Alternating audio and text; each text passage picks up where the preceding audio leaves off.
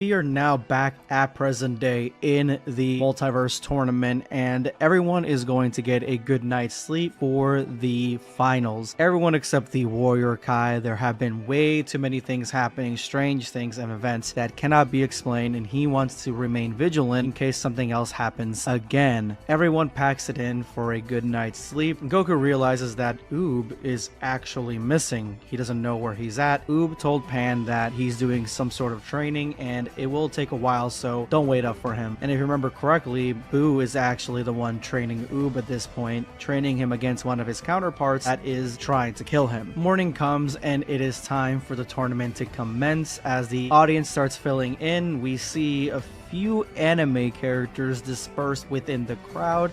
Even seeing Mysterion from South Park, at least a anime version. Now it is what we've all been waiting for, Goku versus Vegeta, the fight that was always meant to be. It's such a momentous occasion that even Toriyama decided to come from Universe 1 to check it out. Both contestants are up, and you can even see right now that the art style, everything, this is going to be a heated fight. I am so excited to see this. You almost lost against Oob. How come? You didn't give me time to breathe.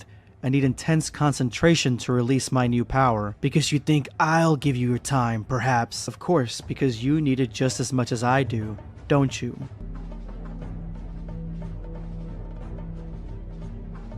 Goku and Vegeta reduce their energy levels all the way down to as zero as they possibly can. Goku and Vegeta in this panel are thinking the exact same thing. The problem with level 3, the problem with every Super Saiyan transformation actually, is that they give off so much powerful energy, it overflows. It leaks from every pore, creating a destructive aura. It electrifies the body, heats the cells, boils the hair, swells the muscles, burns the mind. Light, wind, electricity, physical transformations, they're just a secondary effect which diminishes our life expectancy. The old Kaioshin removed all that from Gohan. We who train our bodies every day, it would be absurd if we didn't manage to master our physical bodies and remain slaves to its defaults. And to the normal eye, nothing has changed between Goku and Vegeta, but to the trained eye, like Gohan's, everything's changed.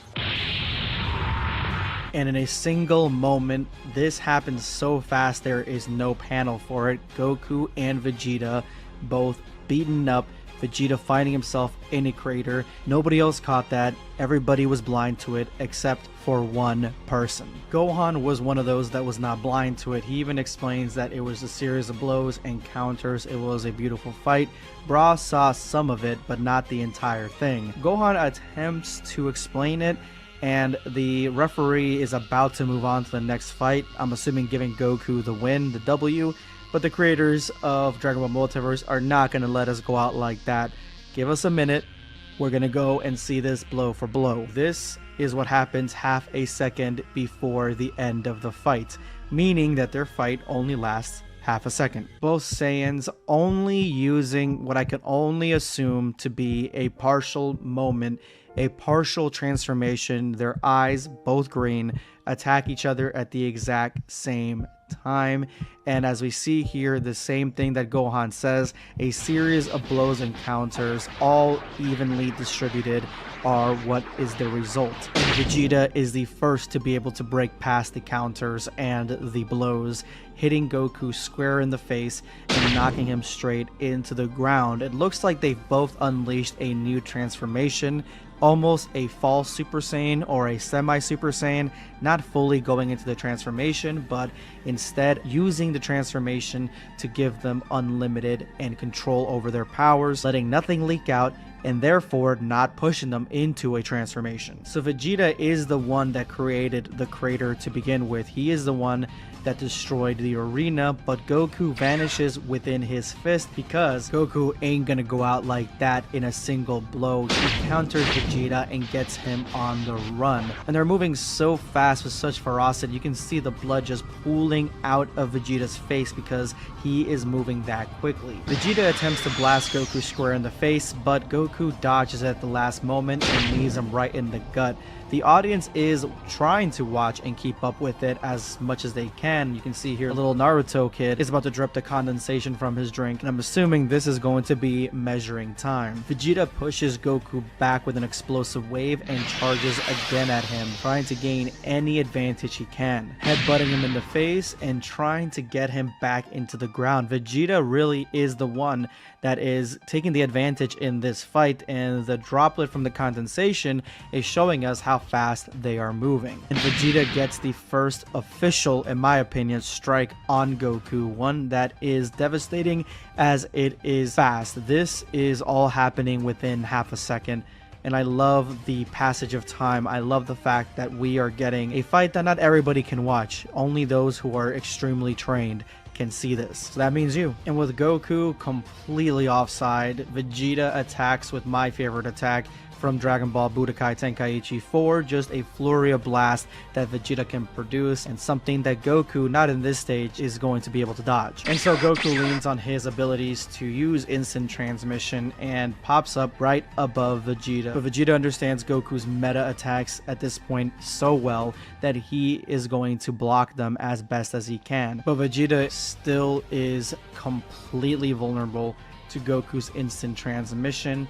This leads him to attack the afterimage of one Goku, as the real Goku throws him around like Mario does to Bowser. And now Goku uses his speed because Vegeta is the one that is on the back pedal here, instead of instant transmission, and just pings around Vegeta like a ragdoll. This fight is incredible. Vegeta stops himself from being thrown around like Goku's plaything and uses his afterimage as a ploy to get Goku into an attack that he can block against, but Goku is as trained as Vegeta and blocks it right at the last second, leading into another confrontation of blows, counters, and blocking. The utmost veracity of these two combatants is something that cannot be scaled, something that cannot be seen in any other medium. Goku versus Vegeta, this is, as I said now the third time, the fight that was always meant to be.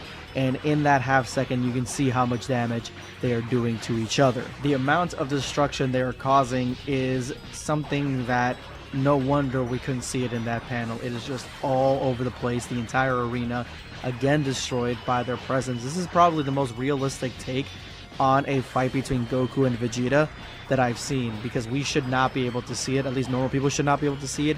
I'm glad that Gohan, Vegito, even Bra seeing half of it, was able to kind of grasp what happened. But this is just a confrontation of two titans. Goku finally takes the upper hand. He has Vegeta right where he wants him, and he, right as the droplet from the condensation of the cup is about to hit the floor, he slams Vegeta into the floor as the droplet finally makes contact with the floor.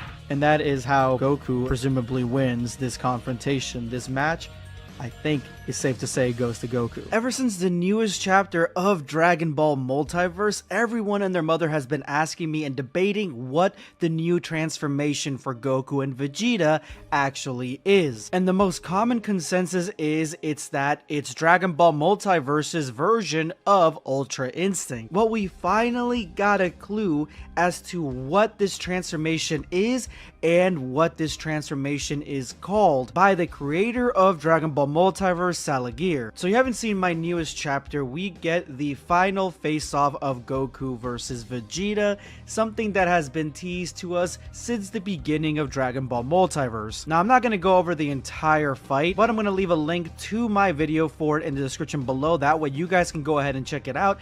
I will have some spoilers in this video to that chapter, so make sure you go ahead and check that first. If you haven't seen it already, then come back here. I do have a question to kick us off on today's video, and that is, when did you guys start reading Dragon Ball Multiverse? Because trust me, it is important. So when Goku and Vegeta enter the arena, Vegeta talks about how Oob almost defeated Goku, and how Goku couldn't really use the time that he had in the fight to get into his higher transformation, his new transformation. Otherwise, the fight with Oob would have been a lot faster. But then he also says that Vegeta would also need the time to use for this transformation. And both of them then go into a trance where it seemingly seems like they are harnessing their inner ki and kind of being zen, trying to go into a mode that to me resembles right before Ultra Instinct, reducing their powers to zero and breathing calmly. When they finally transform, only their eyes turn green, leaving Gohan shooketh, and he knows that everything has changed. The hierarchy of power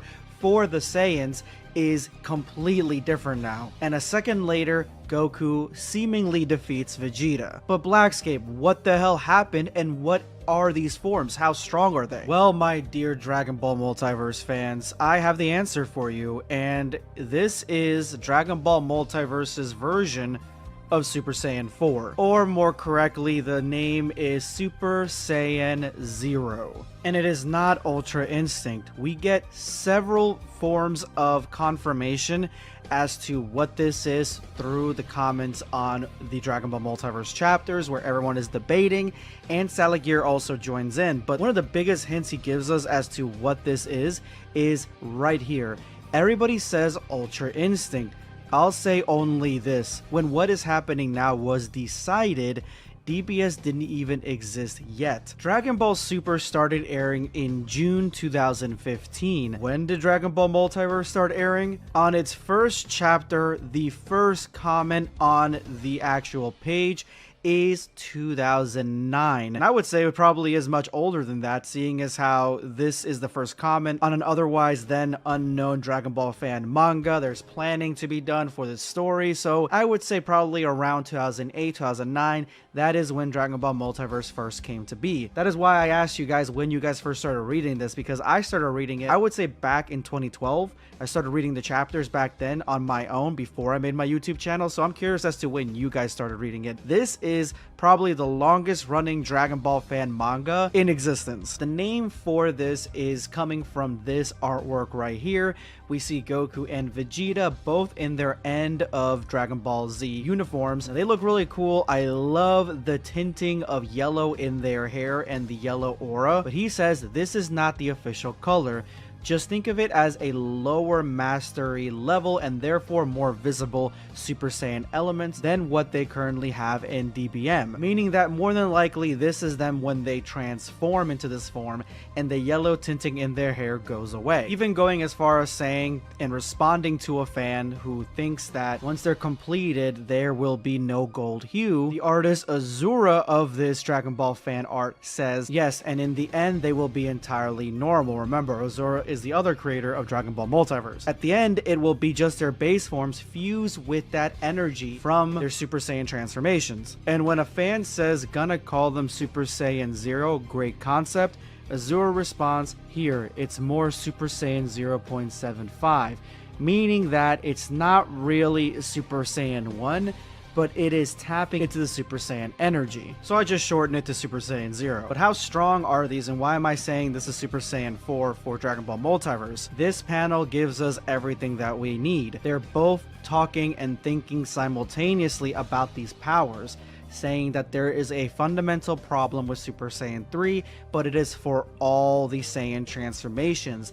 They leak out too much energy. There's not enough focus. So basically what's going on here, just like Ultra Instinct needs focus from Goku to be efficient, the Saiyan transformations are now being focused into their base form, making Super Saiyan 0, which, as Goku and Vegeta both put it here, is stronger than Super Saiyan 3. Remember, this is a transformation that would have defeated Oob, who went against Goku, and Goku didn't get a chance to use it. This is the next evolutionary step for Super Saiyan, aka Super Saiyan 4. And if you want one final clue that this is a transformation that should not be messed with, Vegito, the strongest being in the universe, is also shooketh at the thought of what these guys accomplished, what they did. He is shaken to his core because he still relies on Super Saiyan transformations. He has Super Saiyan, Super Saiyan 3. He has used all of them in Dragon Ball Multiverse. What Goku and Vegeta did single-handedly without fusion,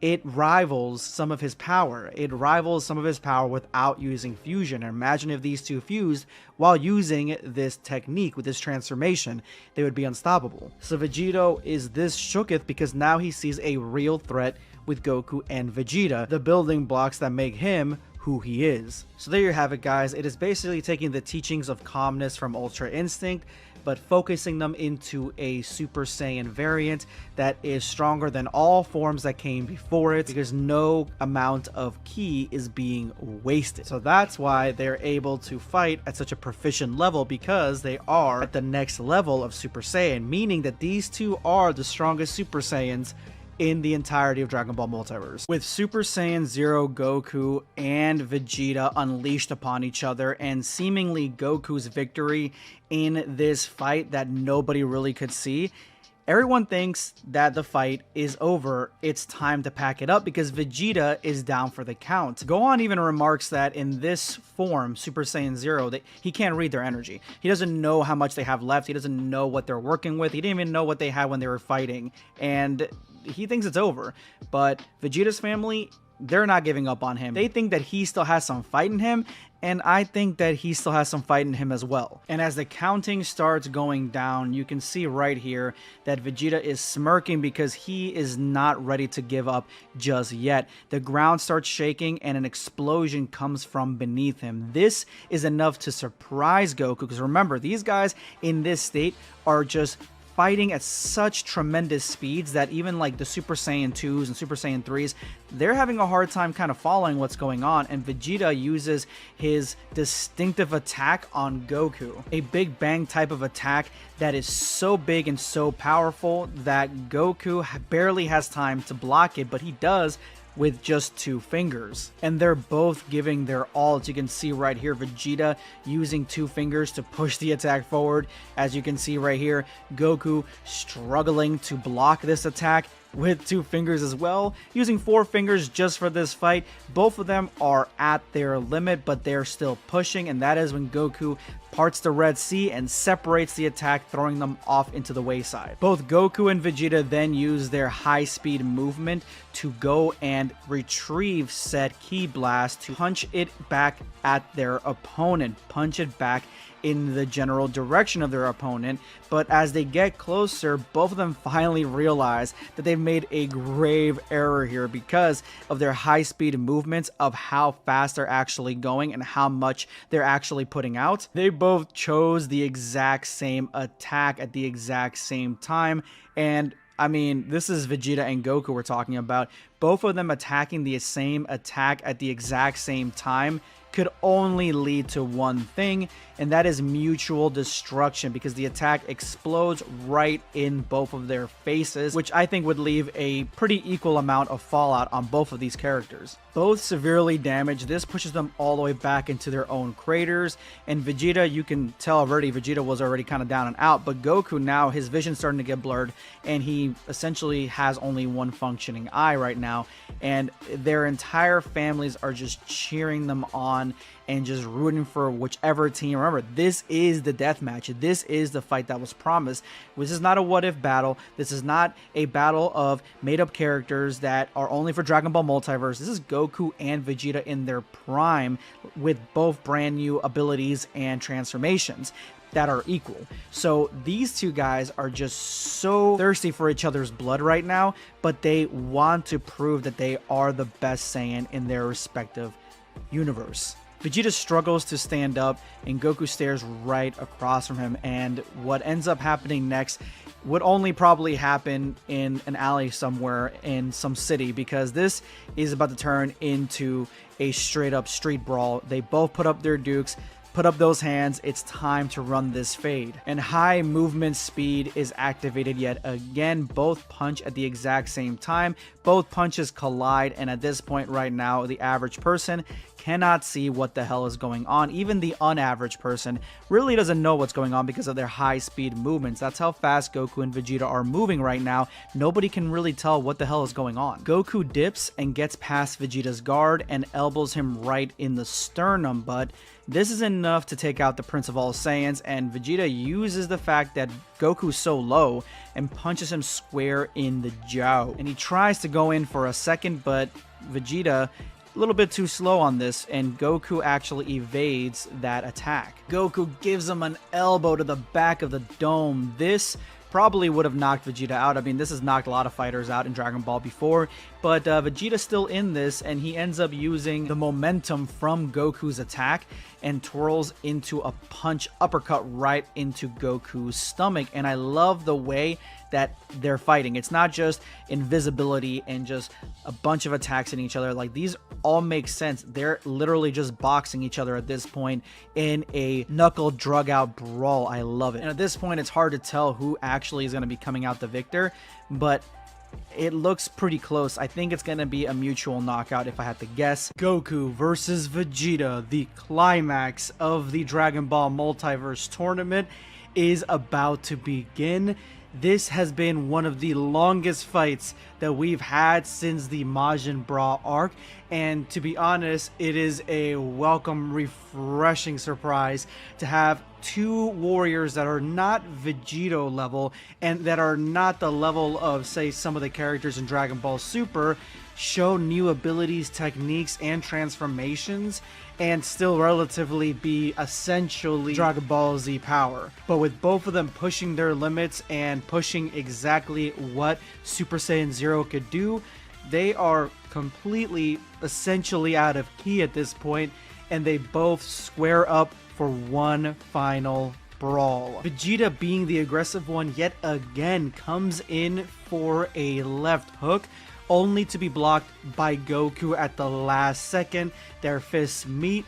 Both of them are now at speeds that even Pan can follow. As you guys can see right here, she's saying that she can finally see the fight, and in the last chapter she could not see anything that was going on. Goku takes his opportunity to elbow Vegeta right in the sternum, trying to knock the wind out of him, but Vegeta uppercuts Goku, but Goku is too fast and uses his maximum speed to get around Vegeta's guard, elbowing him in the back of the head. And I think this is impressive that this elbow did not knock Vegeta out, as Vegeta comes in again for a left hook, and this time it connects right into Goku's ribs. Now this attack 110% should have knocked Goku out, but both are having a classic either boxing or MMA style fight where they're punching, kicking, and just trying to knock each other out. Bare knuckle brawl. As you guys can see, Goku and Vegeta both are getting a bunch of licks in, with Vegeta being the first one to strike a blow as Goku reciprocates, and they're essentially just trading back and forth, blocking and punching, kicking and blocking, and it's just become a beat 'em up type of Dragon Ball Z style fight. Goku, with his long ass legs, is able to kick Vegeta, which is probably the easiest way to get Vegeta at a distance because Goku is significantly taller than Vegeta. Kicks him and he goes flying, but he's able to flip and recover, smashing through the floorboards of the arena, creating rubble in his wake.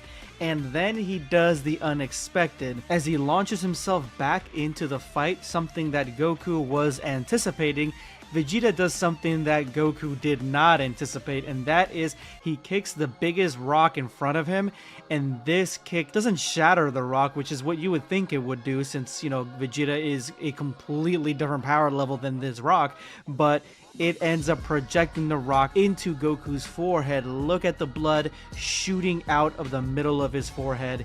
This is a devastating attack and one that only Dragon Ball Multiverse can pull off. This attack is Vegeta's chance. It is Vegeta's #1 opening. I mean, it is a rock hurtling toward the hardest part of Goku's head. This is enough for a complete and utter knockout. Like, Goku has the white in his eyes, not the ones he got from Super Saiyan 0. This is him about to pass out, and Vegeta is not going to waste his chance as he jumps up into the sky above him and uses a technique that he used against Cell in DBZ, one of his signature moves, and that is Final Flash. And he uses Final Flash in like record time. I mean, like, if you guys remember, Final Flash, even at its fastest, takes a little bit of time, but he's doing it so quickly, so fast with the power of Super Saiyan 0 that we don't even get to see the two balls of energy on both of his palms. He just reactively brings them together for one finishing Final Flash. This seems to be the end of Goku. He looks like he is basically done for. He's passed out, doesn't have much left to give. But if you know Goku, which I'm sure all of you guys do, he is not going to go out without at least a little bit of resistance, and he does it right here as he springs to action. Whatever he has left, that rock, look at it, it left a significant blow right in his forehead. I mean, he is literally leaking from his head all over his face, probably blinding him in some aspects, but he is able to use his last key reserves as the final flash is about to collide into him, and he comes up with a Kamehameha attack really fast. Doesn't even say the words Kamehameha, he just kind of goes right into it to counter the final flash. Goku ends up bracing himself, and he literally is at a complete and utter disadvantage. He has just been blindsided literally by a rock, and this is enough to kind of almost knock him out, basically. I guarantee you his brain was jiggling around in his skull, bouncing around as soon as that rock hit his forehead, and so this probably was about to knock him out, and only by sheer will was he able to react just in time because of his, not only because he's Goku, but his experience in fighting. He was able to jump right back in, and just as fast as Vegeta called out the final flash, or created the final flash with nothing to be seen, Goku basically did the exact same thing, using the Kamehameha attack to try to push that final flash back, but it seems like it may be too late. This final flash is at its zenith. It is completely charged up, powered up, and it is far more in advance toward Goku than Goku can really push away with the Kamehameha blast. He's just at a complete disadvantage, and Goku is resisting here, but it looks like he's digging deep within, trying to figure something out. And his face, the face of struggle on the left hand side, on the right as it zooms in, he calms himself because he needs to get a hold of his bearings. He needs to figure out what he can do to push this thing back. What sort of power charge or new ability or new technique or type of Kamehameha he needs to use to get rid of this thing, because this is such a huge attack and he may not be able to make it. So Goku decides in the last moments here that he cannot win in a regular beam struggle. His attack is too late. He cannot use his Kamehameha as a battering ram against Vegeta's final flash, which is battering him down. He decides to focus his Kamehameha wave and use all his ability to make it as small as possible, but because he is directing so much ki in such a powerful amount of ki into one singular point, you can even see right here that his wristbands also break off in the sheer power of the attack.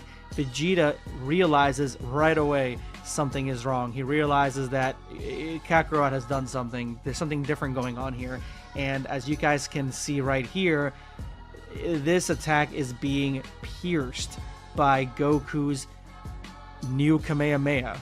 It seems a much smaller, much more surgical type of Kamehameha wave, and Goku is serious in trying to disperse the final flash as much as possible. Look at him.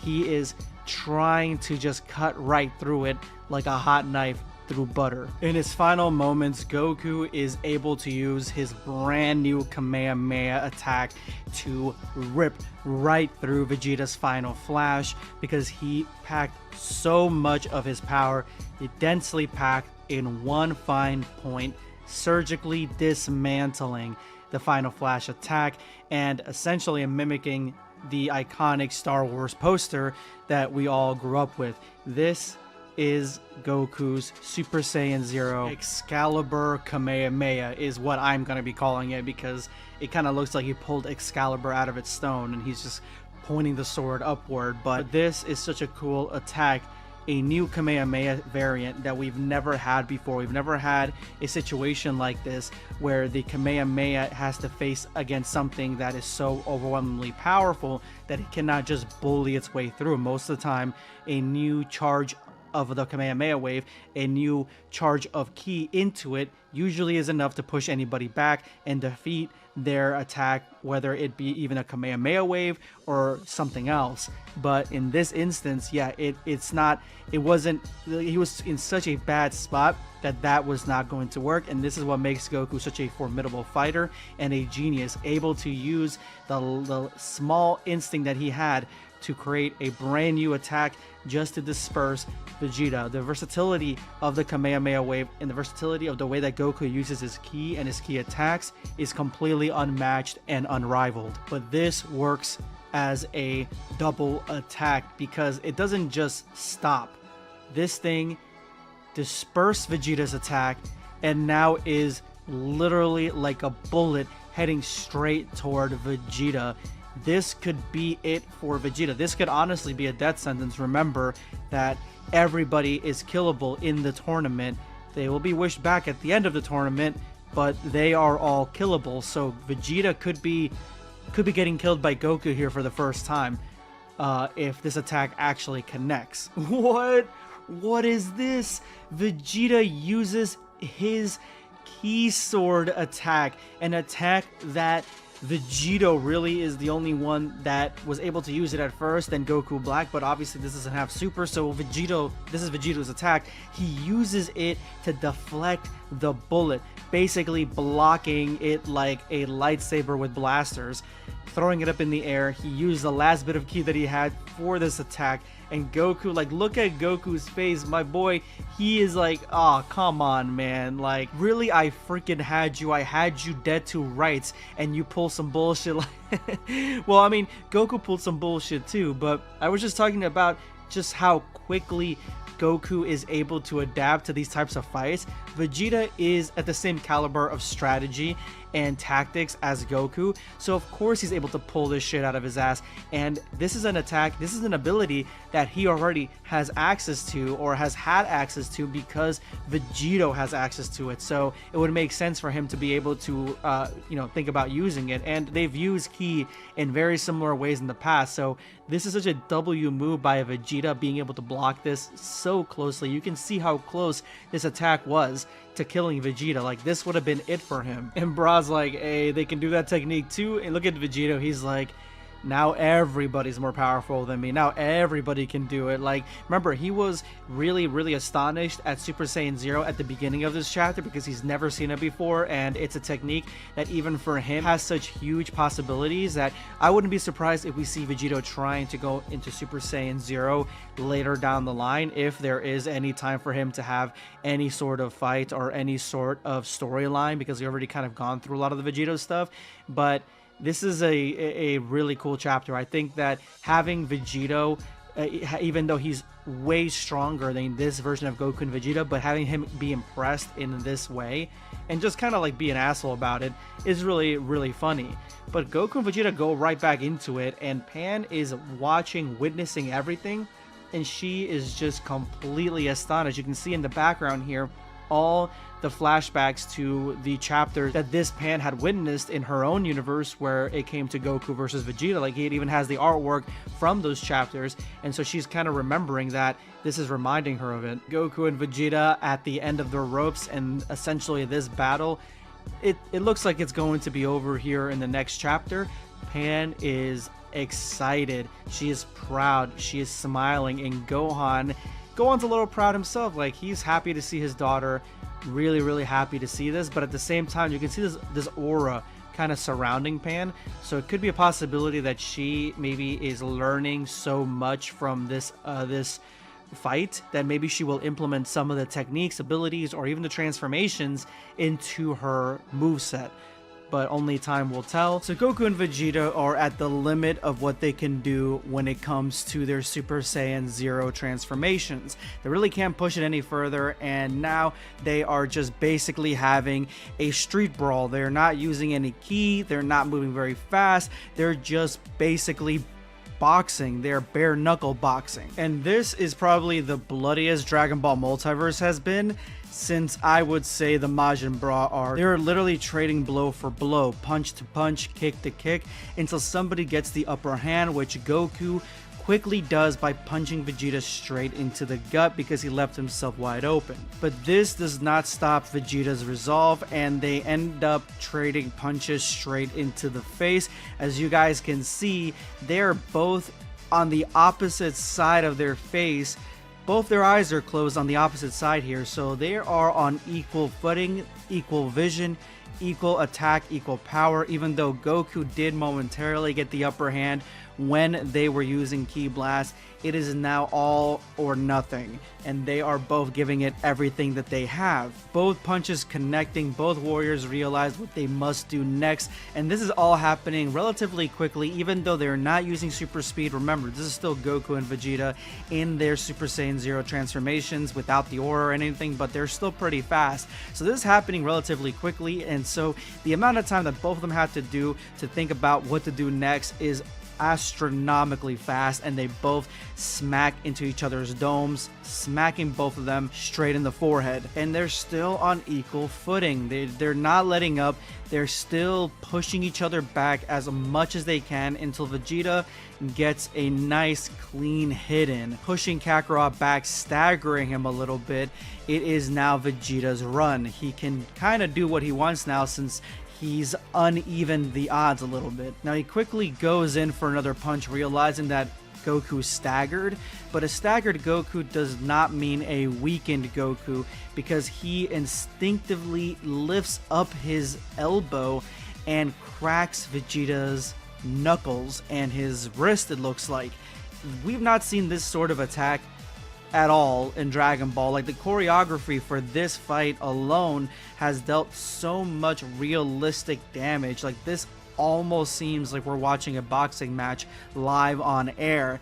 But this attack alone, like using your elbow to stop Vegeta's punch and, I mean, possibly breaking his wrist, I would assume, is just something that we've never seen before in Dragon Ball Multiverse, and it's a good defense because Goku is using whatever he's got, and whatever he's got is his elbow. I feel like we're finally watching the fight between these two to the end that we've been waiting for and has been teased to us all the way throughout Dragon Ball and Dragon Ball Z and Dragon Ball Super. Vegeta's hand is momentarily out of commission, and Goku comes in with his own right hook because now Vegeta is really the one that is staggered, but Vegeta uses the only thing that he has left, and that is his own forehead, the hardest part of the skull. He slams it into Goku's hand, doing the exact same thing that Goku just did to him, causing a loud audible crack across the stadium, possibly breaking Goku's wrist as well. And with this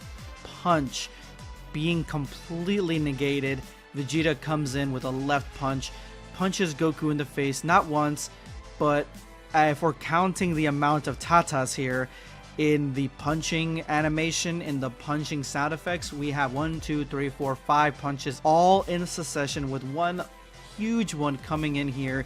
Left punch coming straight all the way in the back. This is going to be a haymaker, but because Vegeta left himself wide open with that haymaker and no way of defending himself with his right, because again his right wrist is completely cracked, Goku punches him with his left hand, and this is such a forcible punch. Like, look at Vegeta's face.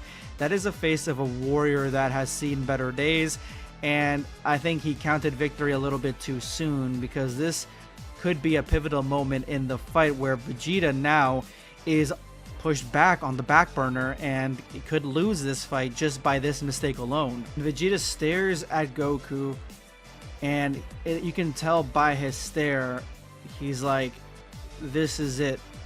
And as he falls backward, you can see Vegeta, he kind of has a little sly smile here, because he even realizes it to himself, like, this has been a great fight and I gave everything that I had, but in the end, Goku's timing, his strategy, the way that he deals with impacts, because he dealt with all those quick punches, this was more than Vegeta can handle alone, and he falls backward with only Goku standing now.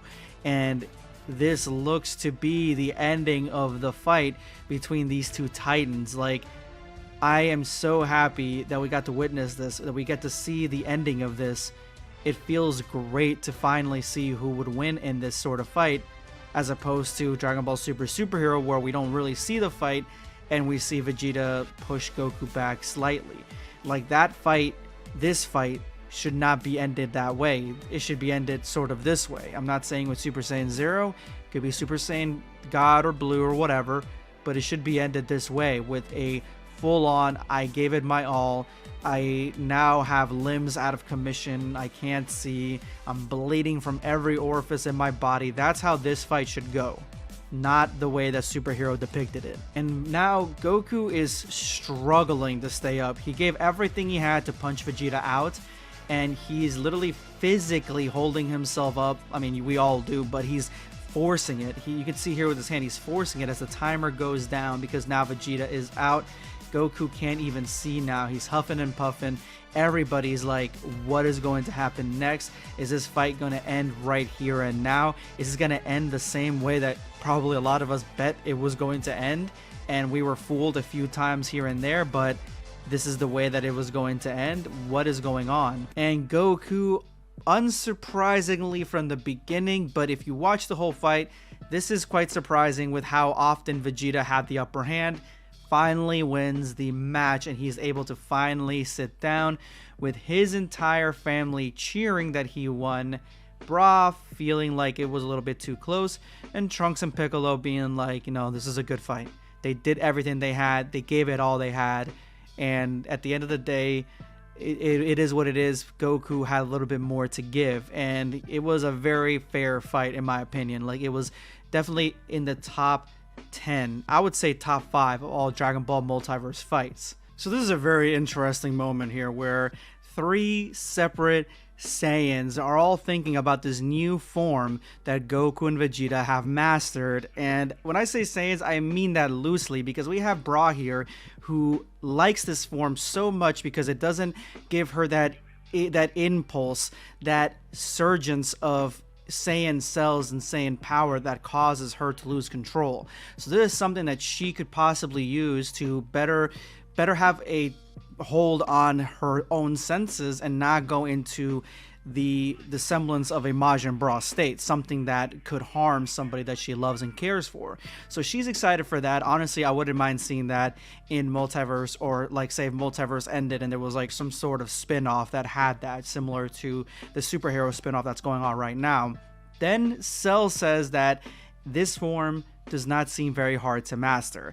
He's got Saiyan cells in him. He could probably do it because he also likes the way that this form goes, which, I mean, Cell focusing on furthering his Saiyan forms is something that I've always wanted to see. I mean, he's got cells of all the Saiyans and Frieza, so he could actually go into gold, he can go into blue, he can do all these different things. The sky is the limit when it comes to Cell. I feel like there's just so many more things that could be told about him, and so many more stories and useful ways to have him in the plot or have him become powerful that aren't being used, and this is definitely one of them. And then Pan, who was excited to see the form originally, I think she likes it because it is a stronger version of Super Saiyan without going into Super Saiyan, which is something that she actually likes. Kakarot starts making fun of Vegeta by saying that, poor Vegeta, this version of Vegeta is thousands of times stronger than you. This must be embarrassing, but Vegeta quickly pushes that and says that, listen, your equivalent, your Goku, is way stronger than that. And not just, I'm assuming he's not just saying because he's stronger than Vegeta, he's saying because Kakarot is way weaker than even this Vegeta. So, I mean, that's a pretty good comeback, because both the alternate versions of these two characters are just way stronger than them, you know, even them combined. Now here we get to the Vegito, evil Vegito kind of arc here. This is something that has been polarizing to a lot of people, because Vegito is essentially Vegeta and Goku, but that first bit that I just said, that he is Vegeta and Goku, that's the reason I don't mind it so much, because he is more Vegeta. He has the capabilities of being that dark and evil Vegeta that Vegeta once was, so I am not upset or anything like that. I like the fact that we're getting like almost like the the hinting at this new villain that is Vegito, who is supposed to be the good guy, but right now he's scorned by jealousy because he's upset with these two. They didn't have opponents to face off against to make them push themselves to become stronger. They only had each other. And so now they found these new transformations that he's never seen before, he's never thought about before, and even though they're weaker than him, he can't let anybody else catch up to him because he is the prime Saiyan, essentially. So I like this arc. I like where they're going with Vegito, and I hope to see something come from it instead of just jealousy, honestly. And the Earthlings who do not like Saiyans whatsoever, I mean, they're impressed by Goku and Vegeta as well. Even Tien is like, they have huge power, great power that they're using for good, and that has enhanced them in every regard, which Yamcha takes down as a really good line. He likes that one. And 17 and 18 are like, they both hate that Goku, even though right now they couldn't do anything against him. With Yamcha, who is really trying to flirt with 18 and keeps pushing that, says the same line that Tien just said to him. He took it and now he's using it on them because he's trying to save 18 and 17 from becoming or continuing to be evil. He wants them, because he's an android too, he wants them to come to the light side. And honestly, he's been trying to flirt with 18 since he's seen her. So this to me is a really interesting interaction, and I hope that something comes from it, like 18 and 17 becoming good. Even Yamcha x 18 would be really awesome to see. Vegeta's completely out of it, but then is healed by one of the Namekian healers that are there, completely healed just like Goku, and Goku is right there hovering above him, ready to lift them up, because that's always what he does. They seem, at least in this universe, to have a really good relationship with each other, as opposed to every other universe that we've seen Goku and Vegeta when it comes to multiverse. They have not been on very good terms. So the fact that these two are literally the strongest of them two being just Goku and Vegeta, and having their strength be pushed by each other, is something that is a really good story to tell in Dragon Ball, and it's very inspiring. So Vegeta says, how do we call this transformation, or what do we call this transformation? Goku's like, why name it? It should be our normal state. And Vegeta's like, normal Super Saiyan then? Like, what are you talking about? And Goku's like, if you want, hey, your shots are more precise than before, no? And Vegeta says, I aim to kill. The effect is more crushing. So Vegeta's naming it normal Super Saiyan. I like Super Saiyan 0, but I mean, if you want to call it normal Super Saiyan, that's up to you. Goku says, you suffered me with that blow to the neck. And Vegeta says, your aerial defense sucks. You need to work on it. Goku says, and you still don't properly protect your legs. Non-vital. Don't bother protecting them. Nah, you cannot skip leg day, Vegeta, 100%. Goku says, yeah, but you accumulate damage. Irrelevant. There's damage and there's damage. I don't know what that means. Maybe he's talking about there's just damage that's not good, there's damage that is good. Goku says, how much damage does it take to get you to move? And he said, like, your kick to the ribs, I felt that one. Oh, I was sure you'd see it coming. I thought I made a terrible mistake. I did see it. Nothing I could do to evade it. It was perfect. Nothing ever's perfect. When are we fighting again? When you've worked on your aerial defense, which Goku had terrible aerial defense. Like, Vegeta was dominating the skies in this one. So, and look at them, they're fist bumping. Like, this is just such a good ending to this fight, and just gives me such a huge love for Goku and Vegeta, and having them be friends like this instead of like antagonistic, having them be rivals like this is just such a great way to go with their characters. So we get this meme character saying their fight wasn't too good, but why were they in slow motion with the state I've mastered when I was 5? And then we have the Kais talking about the fight with fighters who have integrity. Everything's going well, no? Gast and Z have never caused problems. The tournament will end without any more hiccups, I'm sure. Z, it's the Z I know. Even if I need to break every rule in this tournament, I must absolutely destroy him forever. And we see Z right here. Ah, there you are. I've been calling for an hour now. He's due now. Sure. Your egg is surprisingly transparent. It's not an egg. So we have a new warrior that literally is going to be born at the tournament. And we're going to see where this goes. We've been seeing this pregnancy for about 10 years now. So I'm really curious to see what's going to happen next, and who is going to come out of her belly. And if they're going to be like massive, they're going to be like a, transform into an adult? Are they going to be a kid? What's going to happen? Are they going to age rapidly? It looks like Dragon Ball Multiverse isn't even close to being done yet. But this is the end of this arc, the Goku versus Vegeta. Let me know what you guys thought of the entire fight. This is going to be BlackScape signing off. Take care, guys. Subscribe for more content. Or perish.